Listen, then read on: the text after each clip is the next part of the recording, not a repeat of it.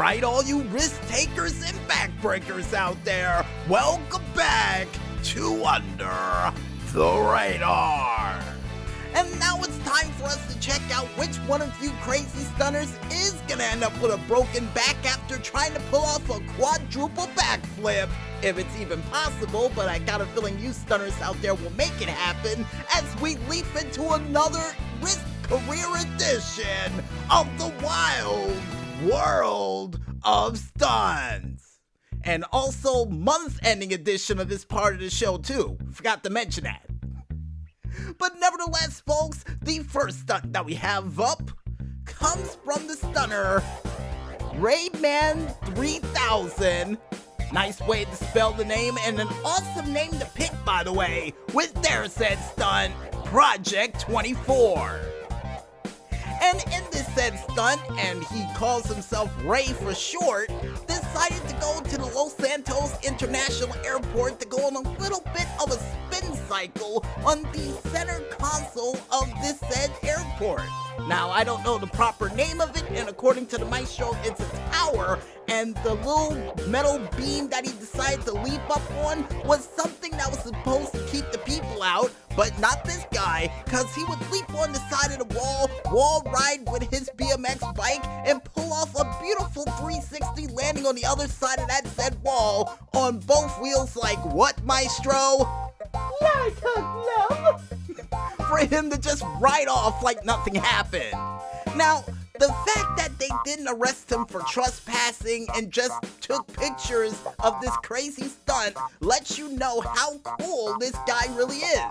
And to make things even better, he did this stunt while wearing no shirt but still wore a helmet. You know, safety first. And I can only imagine what would happen to him if he had actually fell off the bike during this stunt. That would have hurt, especially against those bushes he almost went against. And the next stunt that we have up comes from the stunner Buster Free 13 BFK. Nice name, by the way, with their said stunt, Pilot Ando con el BRG. Now, I don't know what that means in English, but nevertheless, folks, during this said crazy stunt would show our laser pilot here flying the friendly skies and at the same time trying to pull off some very incredible tricks, and would be able to do so by actually going on the Los Santos freeway and just fly upside down right into open traffic, threading the needle right under the freeway sign, only to fly back in the air in slow motion with no injury to anyone or even getting a scratch on the plane. Very impressive. And the PR department, along with the maestro and the doctors who are on standby, is giving this stunt a perfect 10. And not to mention giving it an extra bonus points due to the cool slow motion he added in for this stunt as well. You know what? So am I. And I think we should give out bonus points more often for cool special effects here for the Wild World of Stunts. You know, we don't do it often enough. Anyway, folks, the next stunt that we have up comes from the stunner Jin Lang 14 with their said stunt, Dude. You mean the whole thing with the trumpet fighting that was on Garrisol 00's page for one of the games of 007? Is that the same thing, maestro? Apparently not, because this didn't involve any trumpets, but instead involved a rocket car that was driven by the date night specialists Jack and Jane, who were both riding in this car a part of their date night only to just harass people on the street by using the jets of the scramjet to blast them halfway down the street.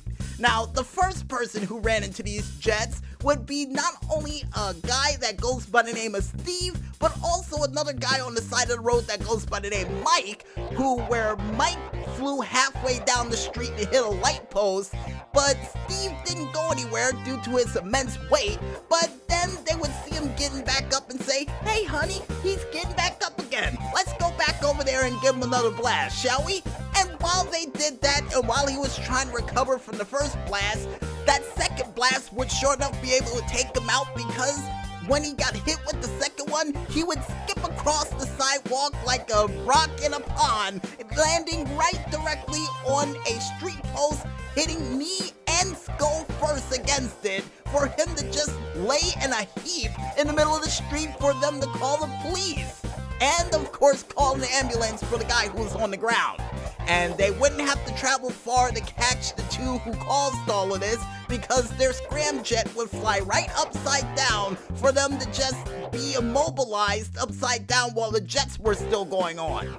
Thank goodness they were wearing helmets, because they would have gotten seriously injured, but according to the doctors, not as injured as the guy who went into that pole on the first shot, because he would end up breaking his back, right? And the other guy would end up breaking his knee and fracturing his skull and would end up with a grade 3 concussion because of it. Yikes. Ugh. Oh, how long is it going to be until he recovers? Oh, 8 to 1 year. Right.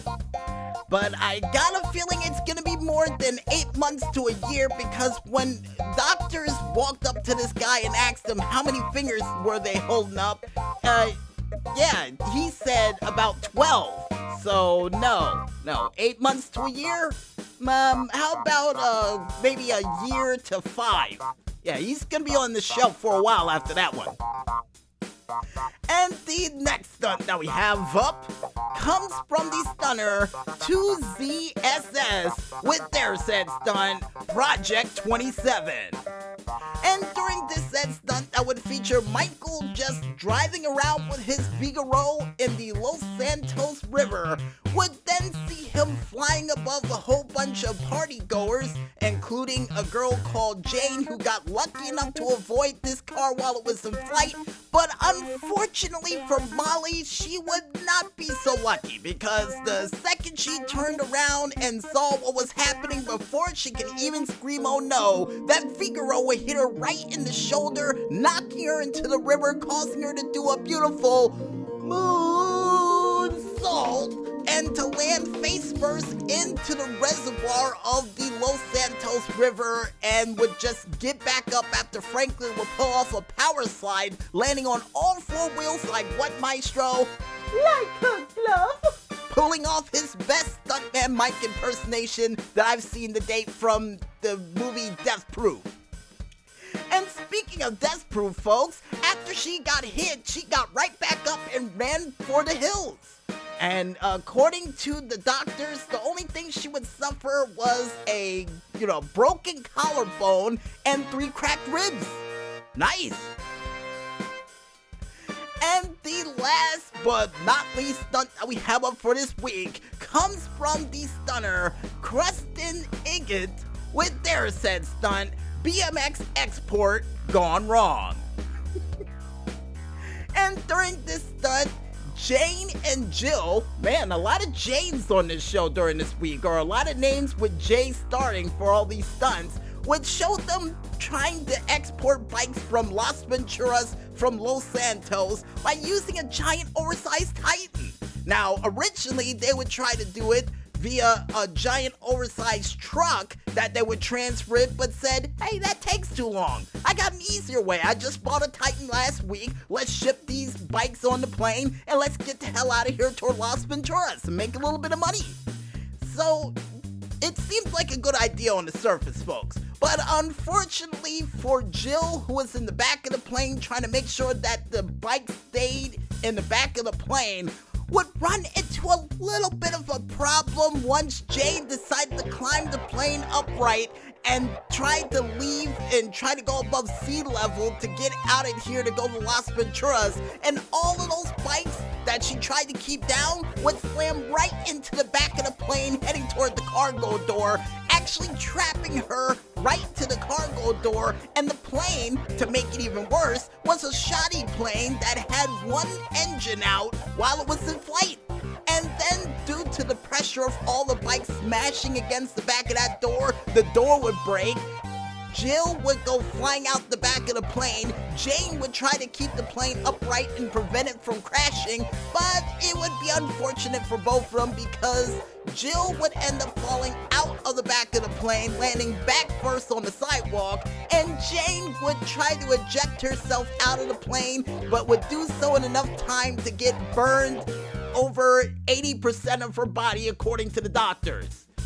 So what's the full medical analysis of what happened today? Apparently, besides the 80% of burns all over that girl's body, she would also suffer a broken jaw and a fractured hand from landing on her hands when she tried to break open the door to fly out.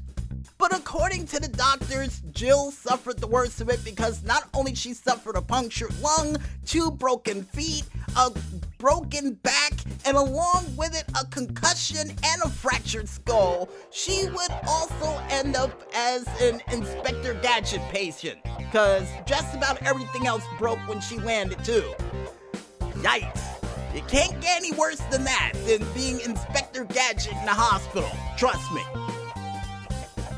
And I guess with that said, folks, if you guys want to go ahead and check out any other crazy stunts of people trying to get themselves maimed for unnecessary fame, you can head on over to the socialclub.rockstargames page, only known as socialclub.rockstargames.com, and just click ever so lightly on that video page to check out a whole bunch of crazy stunners that we'll most likely see in the ICU to kick off Sports Month next month.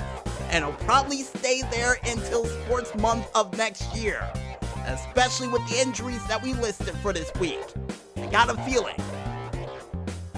And I guess with that said, folks, we might as well head back to this music once again, and when we return, we'll be back with another edition of the GTA Online Top 5 Tracks of the Month right after this. So don't go anywhere just yet, folks, and stay tuned.